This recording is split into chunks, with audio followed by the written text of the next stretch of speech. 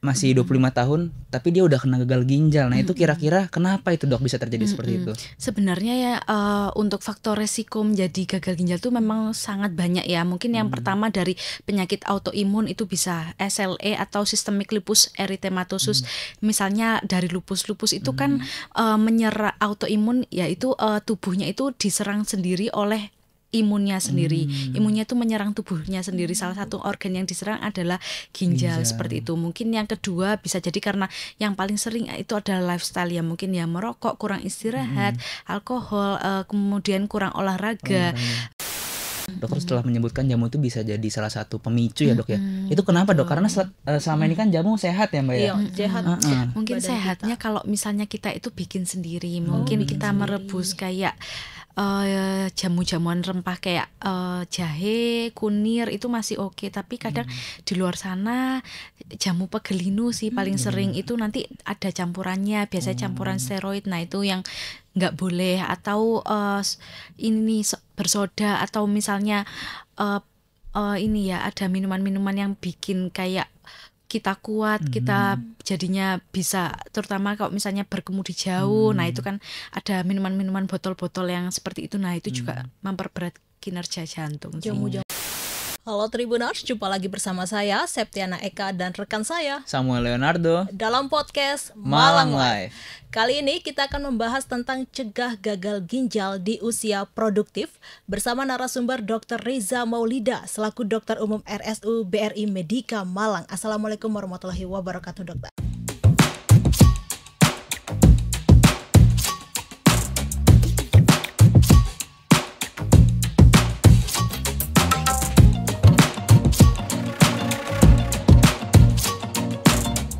Ya, waalaikumsalam warahmatullahi wabarakatuh. Selamat sore semua. Selamat sore, Dr. Riza panggilannya ya, Dok. Iya, ya? betul. Oke, mungkin disapa dulu, Dok, Tribuners yang ada di rumah. Ya, halo sahabat Tribuners. Saya Dr. Riza, dokter jaga di RSU BRI Medika Malang.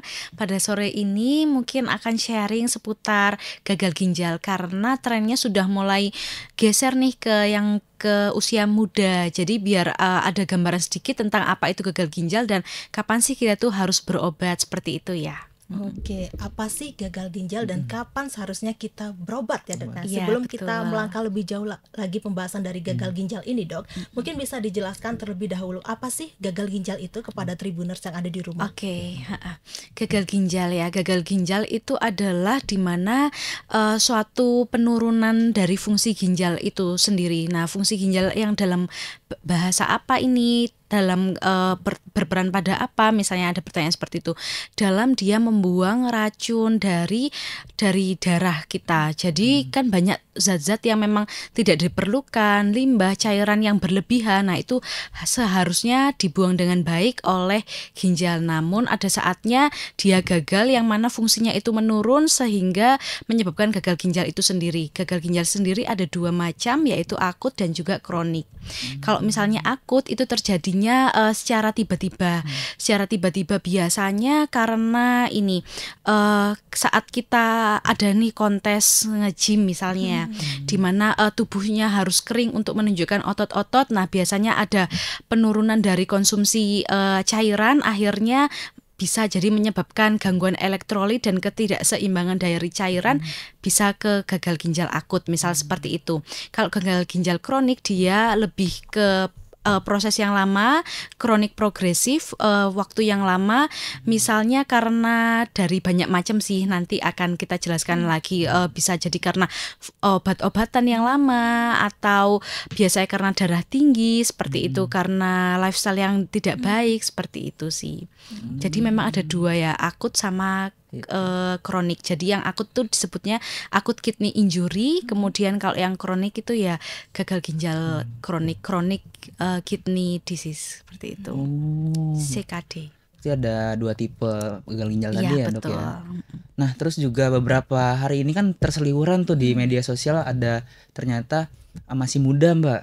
masih 25 tahun tapi dia udah kena gagal ginjal. Nah, itu kira-kira kenapa itu, Dok, bisa terjadi seperti itu? Sebenarnya ya untuk faktor resiko menjadi gagal ginjal itu memang sangat banyak ya. Mungkin yang pertama dari penyakit autoimun itu bisa SLE atau systemic lupus erythematosus.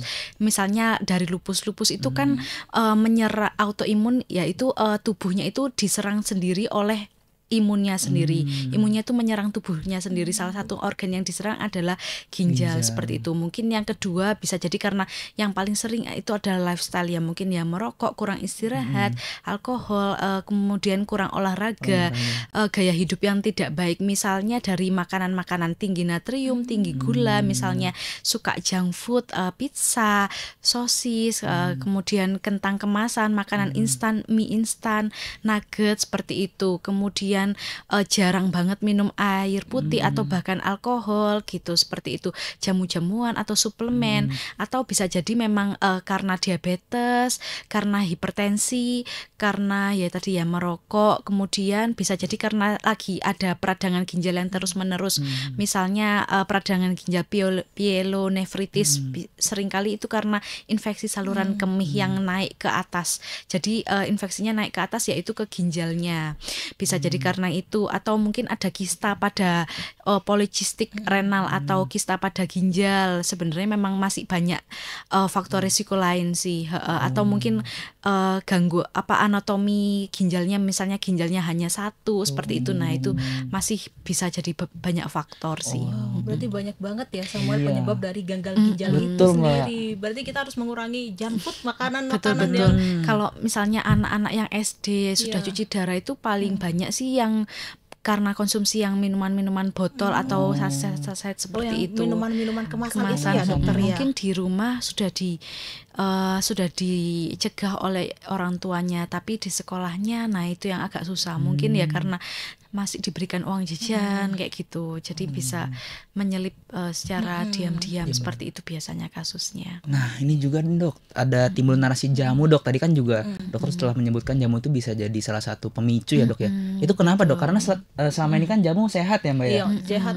Mungkin sehatnya kalau misalnya kita itu bikin sendiri. Mungkin kita merebus kayak jamu-jamuan rempah kayak jahe, kunir itu masih oke. Tapi kadang di luar sana jamu pegelinu sih paling sering itu nanti ada campurannya, biasanya campuran steroid. Nah, itu yang nggak boleh. Atau ini bersoda, atau misalnya ini ya ada minuman-minuman yang bikin kayak kita kuat, kita jadinya bisa, terutama kalau misalnya berkemudi jauh. Nah, itu kan ada minuman-minuman botol-botol yang seperti itu. Nah, itu juga memperberat kinerja jantung. Jamu-jamu pegelinu itu harusnya dihindari ya, tuh. Karena kita tidak tahu campuran di dalamnya sih. Takutnya steroid itu yang bikin bahayanya. Berarti jamu dalam kemasan itu dihindari. Alangkah baiknya kita buat jamu sendiri di rumah, lebih sehat ya, Dok ya. Apalagi minuman botol penguat bikin kita kuat. Nah, itu bisa dulu sebenarnya.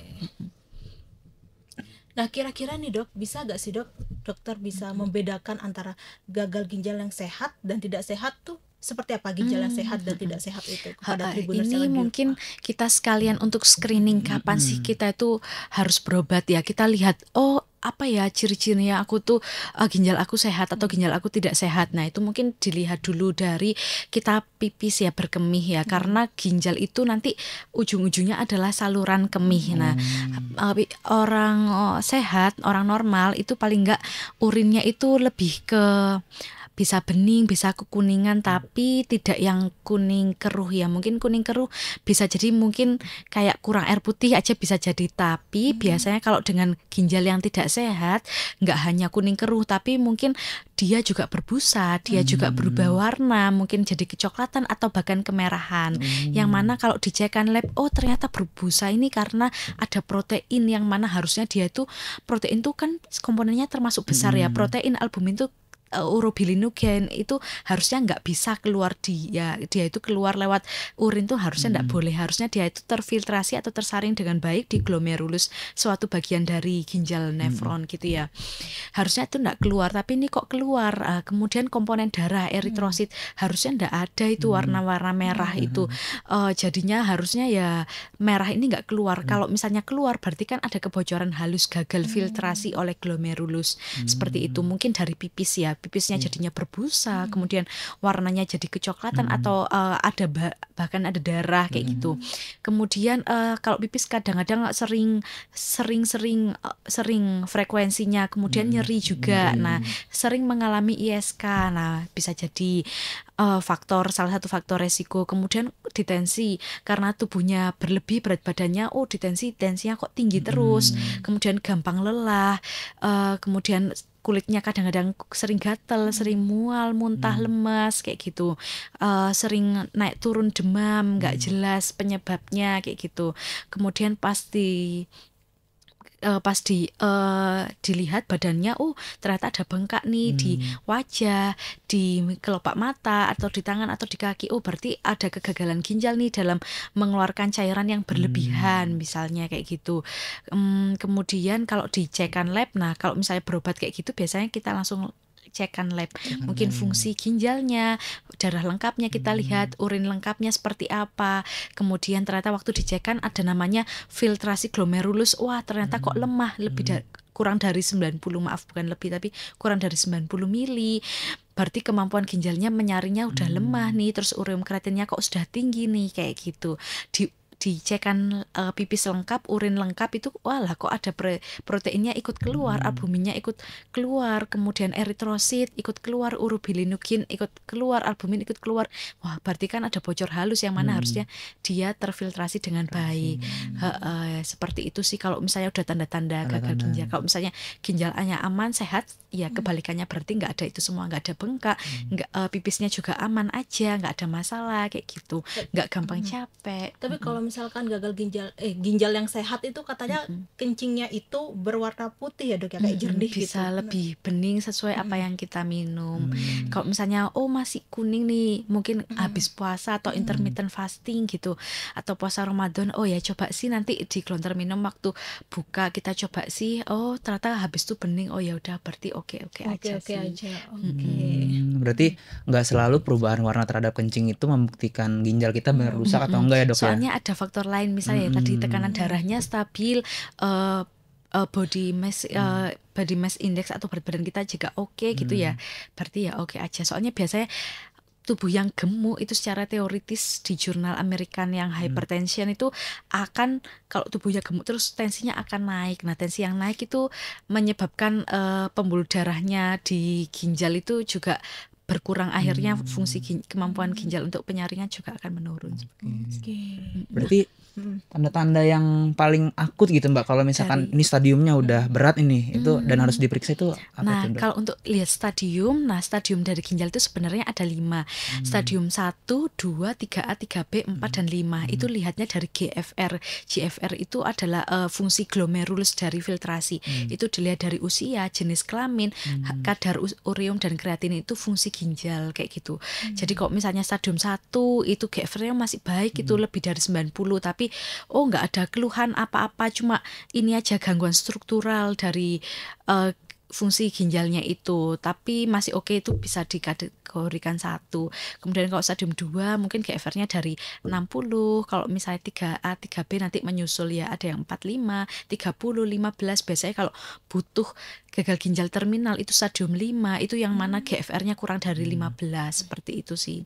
Nah, itu butuh transplantasi atau cuci darah. Pilihannya nanti yang kelima itu yang bahaya itu ya dok ya, berarti udah parah. Tapi ada gak sih dok ciri-ciri penyakit ginjal stadium awal di usia muda tuh kira-kira seperti apa? Ciri-cirinya masih tetap masuk yang tadi sih. Yang tadi itu ya, kalau misalnya kita cek kan GFR-nya kurang dari 90, nah itu masuk stadium 1 sudahan. Tapi kurang dari 90 tapi enggak kurang lagi dari 60, karena kalau kurang dari 60 dia masuknya stadium 2. Itu memang cek fungsi ginjal sama cek pipis, nanti itu cek urin. Jadi nanti sama dokter penyakit dalam SPG KGH-nya udah di list-list, oh ini mau ngecek apa nanti kita kita golongkan stadium mana kayak gitu.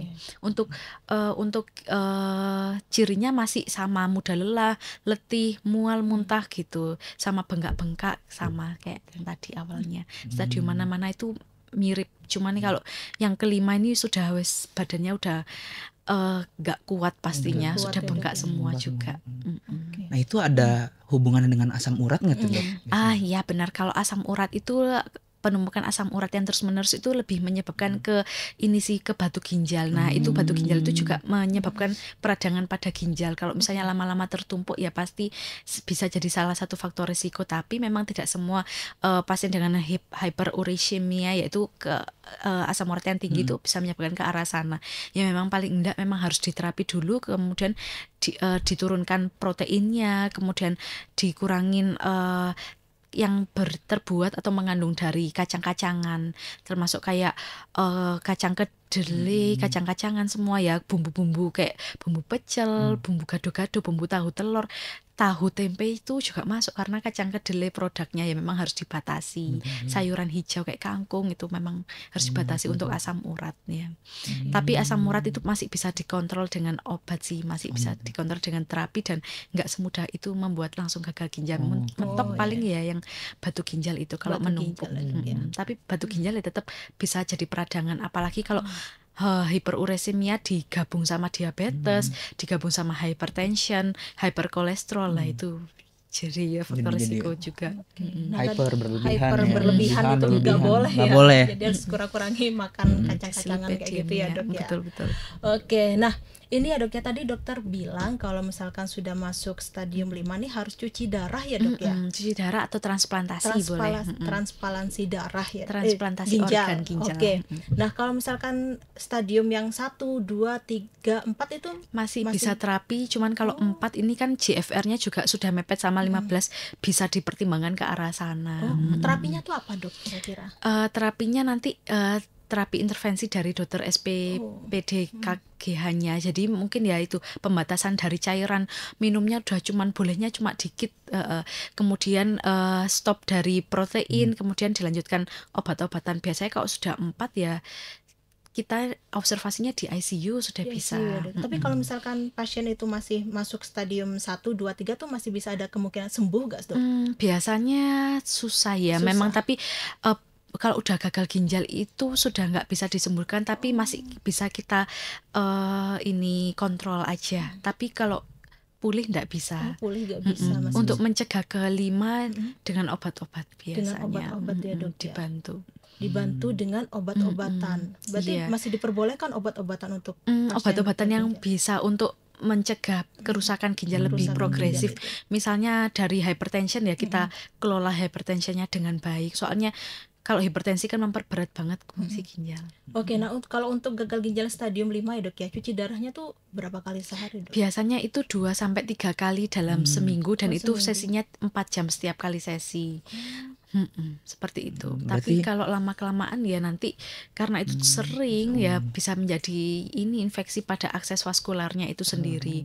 Kemudian ya itu tujuannya apa sih kalau kita cuci darah, karena ginjalnya itu sudah tidak mampu gitu loh untuk membuang racun di tubuh atau zat-zat lain, makanya dibantulah dari alat itu untuk pembuangannya itu dibantu. Tapi memang rasanya bakal lemes, anemi, nyeri ya bekas-bekasnya itu bakal infeksi, biasanya seperti itu. Tensinya jadinya kadang naik kadang turun, berat badannya juga bisa naik bisa turun, sudah pastinya capek banget di badan. Berarti tujuan dari cuci darah itu untuk mengganti fungsi ginjalnya dok ya? Karena sudah tidak mampu lagi untuk membuang zat-zatnya. Nah kalau untuk penanganan gagal ginjal kronis ya dok ya, lebih baik cuci darah atau transplantasi ginjal dok? Iya, sebenarnya kalau secara teoritis yang first choice-nya adalah yang transplantasi ginjal ya.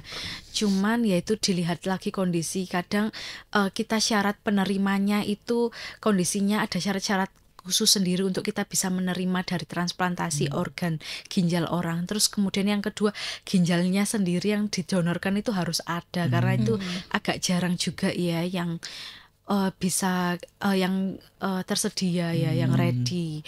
Terus ya yang ketiga itu memang harus minum obat-obatan imunosupresan. Maksudnya takutnya ada penolakan dari tubuh kita untuk menerima ginjal baru. Jadi kita harus minum obat imunosupresan, yang mana kalau kita minum obat imunosupresan tujuannya untuk agar ginjal kita yang baru ini tidak tertolak, tapi malah di badan kita itu kita muncul banyak infeksi karena imunnya kita kan disupresi, ditekan. Jadi tubuh kita malah jadi sering infeksi, jadi sering demam-demam nggak jelas gitu. Kasihan juga sih. Banyak banget ya Mbak Eka Iya, ya. kasihan Kasihan plus ya. minus, plus minus kalau sudah seperti itu. Memang kita memang harus mengganti, paling nggak kalau di usia muda ini kita harus sadar ya, kalau misalnya ya sudah kita minum air putih, wes ndak minum yang manis-manis, ndak minum yang boleh lah sekali, tapi yang soda-soda itu benar-benar enggak, kemasan pengawet itu enggak, warna-warna itu enggak. Gimana kita menjaga kesehatan untuk beberapa tahun ke depan Iya, gitu. lebih baik minum air mineral yang lebih Benar, banyak ya, Dok, karena ya. sebenarnya yang kita pupuk ini bukan yang 1 bulan 2 bulan, tapi yang bahkan dari kecil aja udah kita tanam.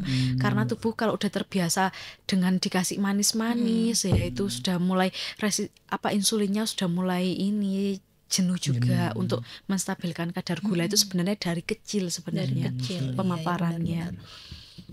Berarti emang harus pola hidup sehat, pemilihan makanan dan Benar, minuman itu. meskipun itu susah tapi harus. Memang tubuh itu nggak pengen perubahan yang besar, yang pesat, misalnya intermittent fasting doang kita, terus olahraga kayak gini-gini, enggak, tapi perlahan tapi pasti konsisten itu sih memang. Oke.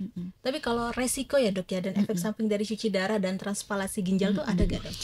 Iya benar, memang semuanya plus minus ya.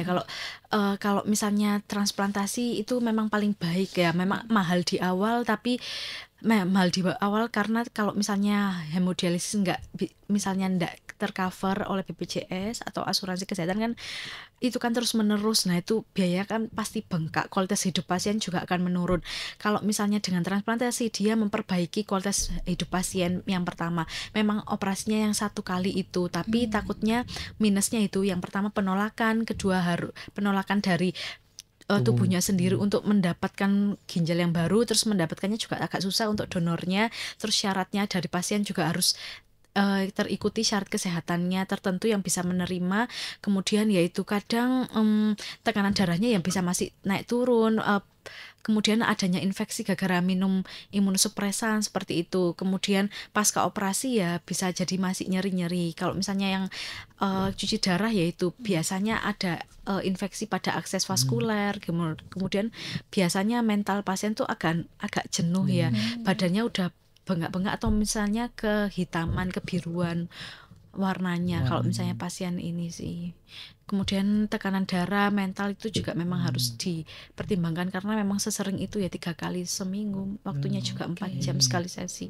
Pasti nyeri-nyeri, mual, muntah, kemudian lemes banget setelah terus-menerus mendapatkan ini cuci darah hemodialisis itu juga. Oke, nah balik lagi yang merokok ya, Dok, ya. Betul-betul. Nah, merokok itu katanya kan bisa menyebabkan gagal ginjal kata dokter tadi. Nah, itu kenapa, Dok? Gini, karena merokok itu akan merusak pembuluh darah. Pembuluh darah kita kan tipis-tipis ya. Merusaklah dia karena rokok itu. Nah, pembuluh darah yang rusak, otomatis aliran darah ke ginjalnya itu akan menurun juga. Akhirnya fungsi dari ginjalnya pasti akan menurun sih.